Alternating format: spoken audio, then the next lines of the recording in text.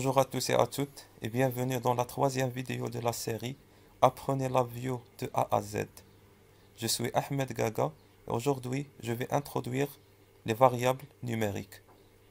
Précédemment, nous avons vu la notion de VI et la composition élémentaire de chaque VI et que l'unité structurant un programme la view est le VI ou le sous-VI. Donc, précédemment, nous avons vu un petit exemple qui permet de faire la somme de deux numériques x et y en utilisant l'opérateur addition de la palette des numériques et afficher le résultat sur un indicateur x plus y. On peut remarquer clairement que nous avons une seule couleur sur le bloc diagramme, qui est la couleur orange. Donc, que signifie cette couleur? On peut remarquer en dessous de chaque variable une notation ou un symbole DBL. DBL pour l'indicateur et DBL pour les deux contrôleurs. DBL signifie tout simplement qu'on travaille avec des variables de type double précision. Donc la couleur orange représente sous la programmation LabVIEW la variable ou le type double précision. Donc pour avoir beaucoup plus d'informations sur ce type, un clic sur la variable numérique voulue et on clique sur l'aide contextuelle de LabVIEW. Donc on peut lire que X c'est pour double précision. Il est codé sur 64 bits real. Donc c'est un nombre réel à double précision codé sur 64 bits. Mais maintenant, que peut-on faire si on veut travailler sur des nombres de type différents que le double? Donc pour ce faire, on va créer deux autres variables. Donc un clic droit pour afficher la palette des contrôles. On cherche numérique et numérique contrôle. Donc la troisième variable et la quatrième variable. On va les appeler X, Y, Z et K, par exemple. Donc on va essayer de déclarer quatre types de variables et voir la signification de chaque type. Donc avant de passer vers l'explication des différents types de variables, je vais vous montrer une petite technique qui permet de réorganiser automatiquement votre interface utilisateur. Par exemple, si on veut réorganiser verticalement ces quatre contrôleurs et utiliser un espacement qui est unifié entre les quatre, on sélectionne les quatre widgets et on appuie sur aligner les objets et on cherche un alignement vertical à partir du gauche. Donc pour régler l'espacement, on appuie sur cette icône-là. C'est pour Distribute Objects, pour distribuer les objets. Et on cherche une distribution voulue. Et c'est bon. Donc par défaut, si on va sur la face diagramme, on peut remarquer que le système LabVIEW ou le logiciel LabVIEW déclare par défaut les variables sous forme de double précision. Donc maintenant on va essayer de déclarer les différents types que supporte LabVIEW. Donc sur la face avant, un clic droit sur la variable X et on cherche représentation. Et dans la partie représentation, on affiche les différents types de données que supporte LabVIEW. On peut remarquer que nous avons à peu près 16 types de données, ou plutôt 15 types de données. Et on commence par le type par défaut qui est le double. Il est encadré en bleu. Donc ça c'est pour double précision. Ça c'est pour single precision. Ça c'est pour virgule fixe. Ça c'est pour précision étendue. Donc tout cela, ça veut dire la première ligne, c'est pour déclarer des nombres réels. On passe vers la deuxième ligne. Pour la deuxième ligne, il représente le deuxième type de données avec le symbole I. Et on peut voir I8, I16, I32 et I64. Donc I signifie integer. Ça veut dire un nombre entier qui ne possède pas de partie fractionnelle. L'indice 8 à côté signifie que ce nombre entier est codé sur 8 bits. Le deuxième, c'est un codage sur 16 bits, sur 32 bits et sur 64 bits. Sur 8 bits, ça veut dire que l'intervalle des nombres qu'on peut représenter avec cette variable, il varie entre moins 127 et plus 128. Ça veut dire 256 valeurs, avec le 0 inclus. La troisième ligne, il représente le troisième type de variable que supporte le LabVIEW, c'est le U. Le U pour Unsigned Integer, c'est pour un entier non signé. Et la même chose, on a des nombres entiers non signés sur 8, 16, 32 et 64 bits. Le troisième et le dernier type de données, c'est la représentation complexe. Déjà, parmi les avantages de ce logiciel-là, c'est qu'il supporte la déclaration des nombres complexes en son format de base. Ça veut dire directement la forme A plus IJ. Et ça, c'est pour simple précision, des complexes simples précision, des nombres complexes en double précision et des nombres complexes pour précision étendue. Maintenant, nous avons 4 contrôleurs, 4 contrôles. On va essayer de déclarer 4 types de variables différentes. Pour le X, on va choisir la représentation précision simple. Pour le Y, on va choisir, par exemple, un nombre entier signé sur, par exemple, 8 bits. Pour le Z, on va utiliser un nombre non signé sur 8 bits.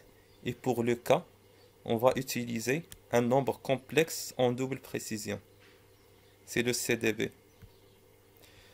Donc, directement, on peut remarquer que déjà, la valeur par défaut, c'est pas un 0, mais c'est un 0 dans le domaine complexe. C'est 0 plus 0i. I, c'est la variable complexe. On passe vers le bloc diagramme. Donc, on peut remarquer qu'une nouvelle couleur apparaît. C'est la couleur bleue. Donc, directement, le bleu signifie la représentation d'un type entier. La même chose pour le signé et le non signé, c'est toujours la couleur bleue. Pour les complexes en double précision et les réels en double précision, c'est la couleur orange. Donc déjà le résultat, on peut remarquer que la variable de sortie, c'est un entier, c'est en bleu. Par contre, le résultat de sortie de l'opérateur addition, c'est en orange. Donc déjà, on peut voir un point en rouge. C'est quoi le point rouge? On peut dire que c'est un cast implicite qui se fait de manière dynamique par le LabVIEW. Le LabVIEW est capable d'adapter dynamiquement les types. Donc, ce qu'on va faire maintenant, on va essayer de changer le résultat vers la représentation double précision. Et c'est bon. Maintenant, on va lancer l'exécution et on va mettre par exemple 55 plus 76. Et ça donne 131. Ainsi de suite. Pour les nombres complexes, on peut utiliser la partie réelle, la partie imaginaire, ainsi de suite. Donc, ce qu'il faut prendre en considération, c'est que le type est une partie très importante. Il faut vérifier le type avant de faire votre application. Par exemple, on suppose qu'on veut faire une sommation de deux nombres. Et on choisit, par exemple, pour l'affichage, une représentation signée sur 8 bits. Donc, pour le X et le Y, on va choisir une représentation, la même chose signée, mais cette fois-ci sur 16 bits. Même chose pour Y. C'est sur 16 bits. On va essayer de faire une opération simple. Par exemple, 5 plus 8. Ça donne directement 13. Donc c'est bien. Jusqu'à maintenant, il n'y a pas de problème. Par contre, si on essaie de faire la sommation, par exemple, de 35 plus 240, normalement le résultat c'est 275. On lance l'exécution. Comme résultat, on va trouver un 19. Donc le résultat est erroné. Pourquoi? Parce que tout simplement, le type de la variable de sortie ne supporte pas la taille du type de la grandeur d'entrée. Ça, c'est codé sur 16 bits et le résultat, c'est sur 8 bits. Donc, l'intervalle des nombres qu'on peut représenter avec 8 bits, c'est entre 0 et 255. Dans le non signé, et entre moins 127 jusqu'à 128 ou jusqu'à 127 pour le signé.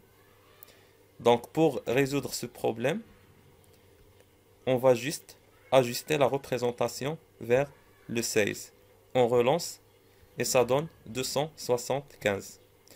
Et ça est valable pour tous les types de données. Par exemple, on suppose qu'on veut faire une opération d'addition sur deux nombres d'entrée de type complexe.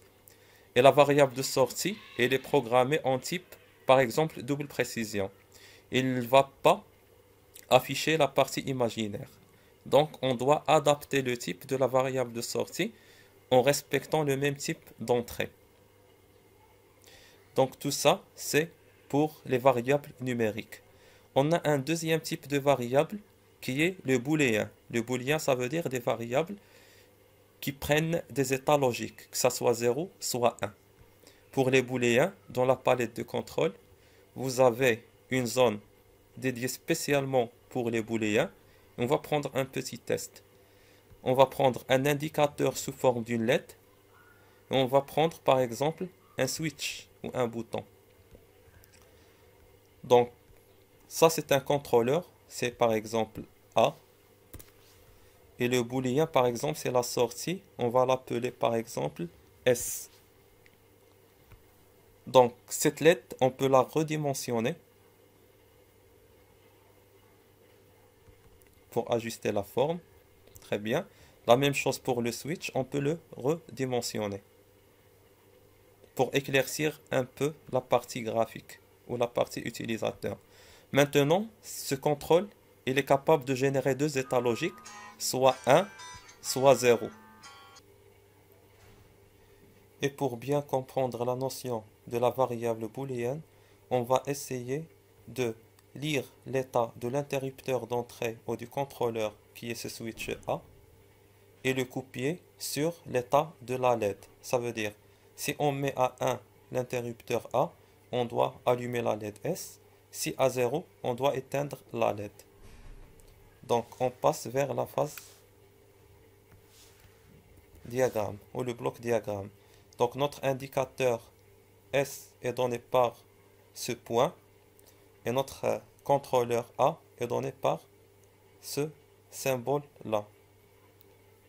Donc vous avez en dessous, comme le cas des variables numériques DBL ou I16, I8 ou CDB, on a le TF, c'est pour True False. Ça veut dire il prend deux états, soit un True qui est 1, soit un False qui est un 0. Pour la connexion, on procède de même manière et on connecte les terminaux de A et de S. Donc directement, on observe le fil qui lie entre les deux. Donc il s'agit d'un fil avec la couleur verte. Et automatiquement, on peut déduire que la couleur verte indique la variable booléenne. Donc maintenant, on a la couleur bleue pour les variables entières, soit signées ou non signées.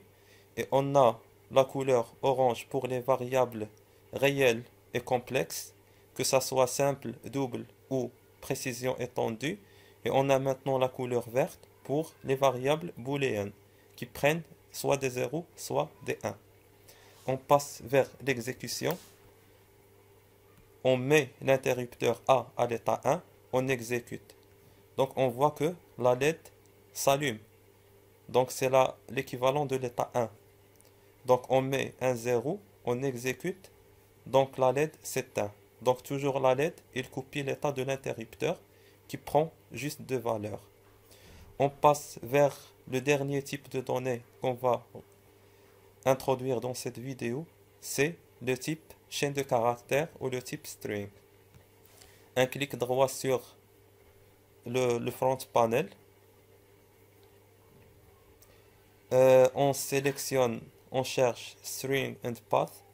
On cherche un contrôle, string control, and string indicator. Donc indicateur de chaîne de caractères et indicateur, ou plutôt un contrôleur en chaîne de caractères. Donc maintenant, on va essayer de d'écrire une variable en chaîne de caractères. Par exemple, je vais écrire mon nom, Gaga Ahmed, et je vais essayer de lire l'état de ce contrôleur en chaîne de caractères et le propager pour l'afficher sur l'indicateur en chaîne de caractères. Ça, par exemple, c'est pour E1 et ça, c'est pour S1. C'est la sortie. Donc, on passe vers la face diagramme. Donc, dans la face diagramme, on trouve les symboles associés aux indicateurs et aux contrôleurs mis sur la face avant. Donc, pour la liaison, directement un simple fil entre les deux, sans insérer ni fonction ni opération. On observe que nous avons une couleur rose en gras avec un motif en zigzag.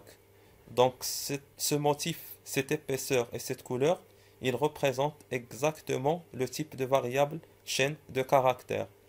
Et en dessous de chaque symbole, on trouve ABC. Ça veut dire quoi ABC? Ça veut dire que le type de variable, ce sont des caractères A, B, C, D, etc. Donc, on passe vers la face avant, on lance le programme. Donc directement, qu'est-ce qu'on trouve? On obtient un affichage sur l'indicateur S1 de la variable saisie par l'utilisateur sur le contrôleur E1. Donc on relance une deuxième fois et on trouve que Gaga Ahmed a été bien copié sur l'indicateur S1. Un dernier point, c'est que on peut faire une réorganisation automatique de l'ensemble du bloc diagramme en faisant le raccourci clavier CTRL A pour tout sélectionner et on appuie sur ce bouton-là. Clean Up Selection. C'est pour la réorganisation automatique de la sélection.